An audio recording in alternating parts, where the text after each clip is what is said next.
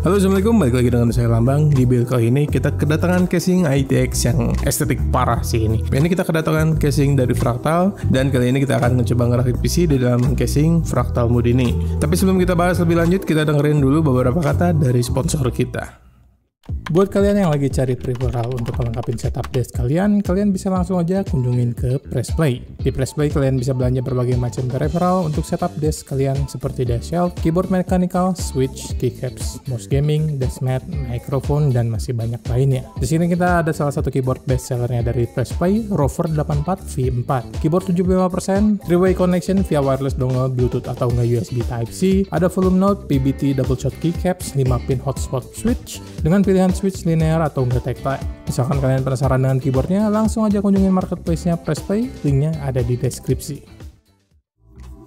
Nah, kali ini kita akan ngebahas casing dari Fractal, yaitu Fractal Mode. Nah, casing ini menurut saya sih kelihatannya emang bener banget cocoknya untuk user yang ingin build-nya simple banget, minimalis, estetik, masih bisa masuk ke tone warna home decor, dan juga nggak ngabisin banyak tempat. Secara bentuknya juga udah menjulang tinggi ke atas, nggak seperti casing PC Mini ITX yang biasanya yang selalu memanjang ke belakang. Dari secara desain juga casing ini nggak kelihatan seperti PC sih, malah lebih mirip seperti air purifier kalau nggak seperti speaker. Dan tone warnanya juga yang dipakai di casing ini lebih ke warna nude dan benar-benar masuk ke nuansa home decor yang estetik banget. Udah itu dari sisi luarnya juga kita di sini udah full di cover oleh fabric yang bikin orang malah makin yakin kalau ini tuh bukan PC, karena emang casing mana lagi yang bisa pakai bahan fabric kayak gini selain di Fractal Mode. Dan menurutku casing ini benar-benar cocok banget untuk user yang ingin build PC di ruangan keluarga dan disimpannya di samping TV, atau emang user yang ingin meminimalisir desk space untuk di meja kerjanya. Nah, kalau dari secara desain casingnya emang ini casing memakai desain sandwich style seperti kebanyakan casing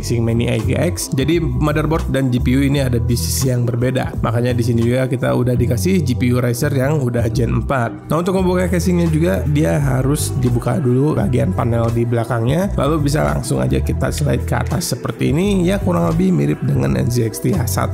Nah, seperti yang kalian bisa lihat juga di bagian sisi motherboard kita hanya bisa pakai motherboard Mini ITX. Lalu untuk power supply-nya juga kita di sini bisa pakai power supply yang ukurannya SFX atau enggak SFXL. Lalu juga di sini kita udah dikasih bracket untuk liquid cooler, fan atau enggak storage, gimana perlunya kalian. Dan di bracket ini kita bisa pasang liquid cooler up to 280 mm atau enggak fan 140 mm nya 2. Jadi untuk prosesor yang cukup powerful seharusnya sih masih bisa aman banget dipakai di dalam casing ini. Lalu di bagian belakang untuk space GPU kita di sini hanya terbatas untuk pakai GPU yang tebal bracketnya hanya di 2 slot, tapi untuk ketebalan shroudnya ini bisa sampai 56 mm. Tapi di beberapa builder bahkan bisa nyampe tebelnya di 58 mm juga masih bisa masuk di dalam casing ini. Tapi balik lagi, kalau menurut saya sih untuk casing Mini ITX seperti ini emang gak optimize untuk build high end, karena emang airflow-nya juga yang lebih terbatas. Malah menurut saya casing ini lebih ditargetkan ke build yang middle ya, seperti combo i5 atau enggak Ryzen 5 dengan GPU 7800 XT atau enggak RTX 4070 Super. Nah, lalu di bagian atas casing juga kita di sini udah dikasih fan 18 cm untuk exhaust. Fan ini bisa up to 1200 rpm dan CFM-nya juga udah cukup tinggi di 153,7 CFM. Jadi ini adalah cuman satu-satunya exhaust yang ada di casing ini, ya hanya melalui fan atas ini aja. Tapi untuk secara performance ya udah jelas ya CFM-nya tinggi, jadi udah bisa ngeluarin udara panas dari dalam casing ini. Nah, untuk panel fabriknya ini sebetulnya hanya terbuka di bagian depan dan belakang aja. Nah, bagian depan ini untuk intake fan atau radiator untuk ke sisi motherboard, lalu untuk di sisi belakang ini khusus tersendiri untuk GPU aja. Dan di sisi kiri dan kanannya ini solid, nggak ada lubang sama sekali. Mungkin tujuannya sih untuk ngebuat negative pressure di dalam casing ini, jadi udara panasnya lebih cepat kebuang ke atas daripada berlama-lama ngendap di dalam casing. Makanya nanti kita juga bakalan lihat deh hasil temperatur ketika benchmark gaming di build ini juga ya. Nah, oke, selanjutnya kita bakalan bahas part-part apa aja yang bakalan kita pakai di build kali ini. Untuk prosesor di sini kita memakai Ryzen 7 7700. Prosesor ini memiliki 8 core dan 16 thread dan juga memiliki TDP rating yang cukup rendah banget di 65 watt. Untuk prosesor yang cukup irit daya ini sih sebenarnya udah cukup banget ya untuk build seperti ini, yang nggak terlalu memiliki thermal headroom yang terlalu besar, tapi masih bisa juga kita nyalain PBO. Prosesor ini masih tetap bisa ngejalanin boost kisarannya sampai 120 watt, dan yang pasti performanya juga bakalan naik lah ya. Nah, untuk motherboardnya kita di sini memilih dari ASRock Phantom Gaming B650i Lightning Wi-Fi. Mobil ini masih tetap menjadi Mobo ITX termurah yang memiliki chipset B650 tapi walaupun harganya termurah, tapi dari segi price performance dan fiturnya sih udah oke banget ya. Di sini kita udah dikasih 8+2+1 power face, NVMe Gen 5, Wi-Fi 6 dan juga Bluetooth, dan yang pastinya udah cukup lengkap banget untuk motherboard ITX. Dan di Mobo ini masih bisa aman banget lah untuk ngedampingin Ryzen 7 sekalipun. Nah, next untuk RAM kita di sini memakai RAM dari PNY XLR 8 Mako. Di sini kita memakai kapasitas 32 GB dengan speed 6000 MB transfer per detik. Seperti yang udah kalian tahu, kapasitas 32 GB speed 6000 MB transfer per detik di DDR5 itu udah paling sweet spotnya banget di build AMD. Nah, selanjutnya untuk SSD, di sini kita memakai SSD juga dari PNY. Kita di sini pakai seri CS2241 dengan kapasitas 1 TB.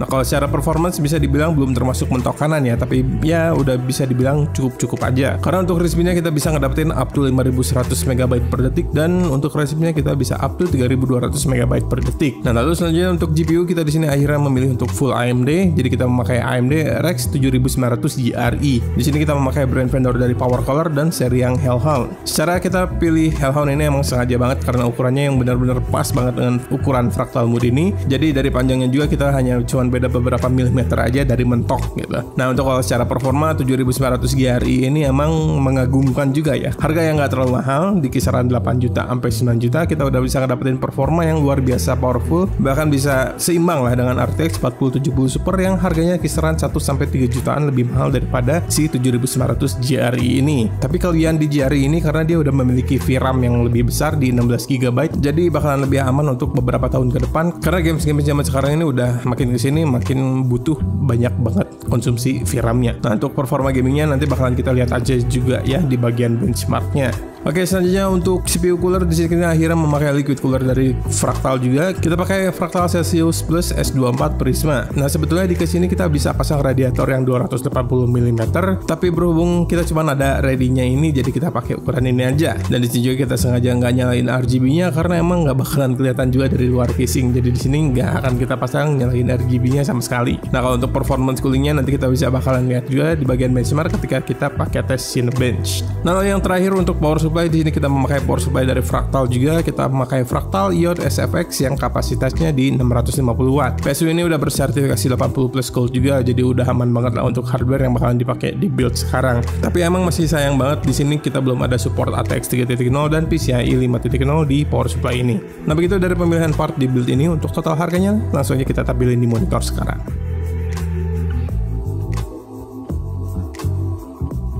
Oke, begitu dari harga total build-nya, langsung aja kita rakit PC-nya.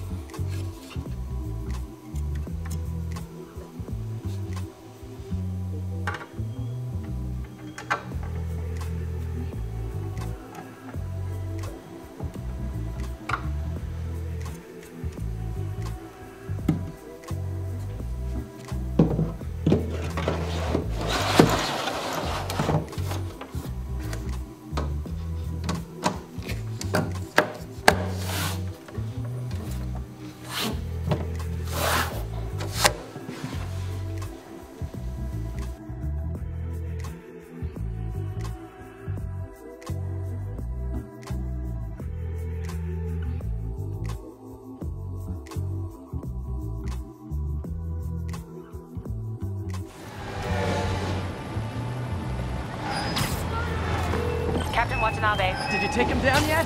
No. We're at Fisk Tower, but still waiting on the warrant. Mind if I join in on the fun? You know how his lawyers are. This one needs to go by the book. Come on, Yuri. I've been waiting 8 years for this. You really want to help? Head to Times Square. Sounds like his guys are trying to keep my backup from reaching the scene. You got it. Almost there.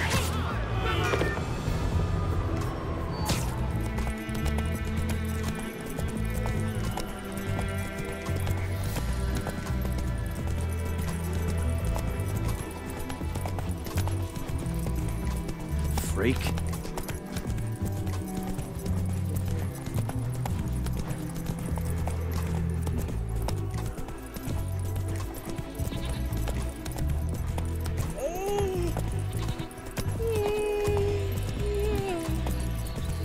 Put these ropes here, but we can use the line to slide down.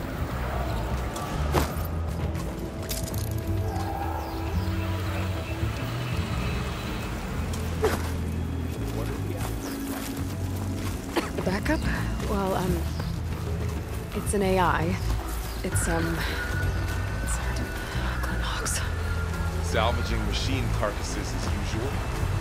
And there they go. Looks like they left a carcass behind.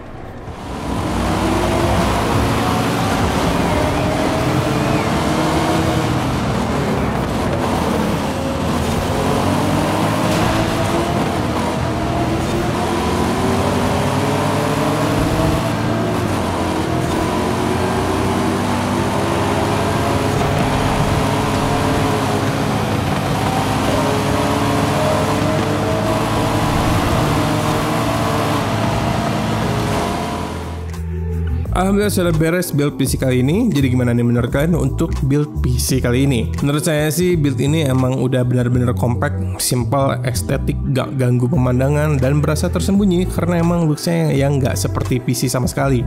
Emang lebih kebayang sih kalau misalkan PC ini dijadikan PC di ruang tengah di samping TV untuk gaming bersama keluarga, atau nggak sekedar main game sendiri tapi di layar yang lebih besar. Emang kalau secara performance ya jelas ya lebih powerful PC seperti ini dibandingkan konsol manapun untuk saat ini. Jadi untuk gaming AAA rata kanan juga kita masih enak banget walaupun di resolusi 2K dan juga untuk 4K. Seperti yang tadi kita testing juga untuk di resolusi native 2K, kita juga masih bisa ngedapetin frame rate yang benar-benar tumpah-tumpahan banget sampai ratusan FPS. Dan sebetulnya di 4K juga kita bisa ngedapetin FPS di atas 60, tapi emang sayang banget data benchmarknya yang korup, jadi kita nggak bisa nampilin hasil realnya. Belum lagi misalkan kita mau kayak fitur AI upscaling seperti AMD FSR dan juga Fluid Motion yang bisa nambahin FPS, jadi ngebuat gameplaynya makin benar-benar smooth. Dan dari secara temperatur juga masih termasuk aman banget dan adem banget untuk gaming. Untuk suhu GPU-nya juga kita di sini masih dapat rata-rata di bawah 50 derajat Celcius, dan untuk CPU juga kita masih under 70 derajat Celcius setelah PBO dinyalakan ya. Jadi misalkan kalian nggak nyalain PBO, ini pasti bakalan bisa jauh lebih dingin lagi. Nah misalkan kalau dari secara look sih emang benar-benar minimalis banget, simple banget, tone warnanya udah masuk banget, ngikutin warna-warna home decor, kelihatannya cakep banget. Bahkan misalkan kalau mau disimpan di samping TV pun orang-orang pasti nggak akan nyadar bahwa itu adalah PC yang bisa running game 2K, 4K bisa lancar banget, rata kanan, dan benar-benar estetik banget lah kelihatannya. Nah begitu sih kalau menurut saya untuk build kali ini. Kalau menurut kalian gimana? Langsung aja komentar di bawah. Nah sekali lagi thank you banget untuk kalian yang udah nonton channel ini dan konten ini, dan juga Fractal yang udah ngirimin casingnya. Semoga kalian suka dengan kontennya dan juga semoga bermanfaat. Sampai ketemu lagi di konten berikutnya. Nama saya Lambang. Assalamualaikum warahmatullahi wabarakatuh.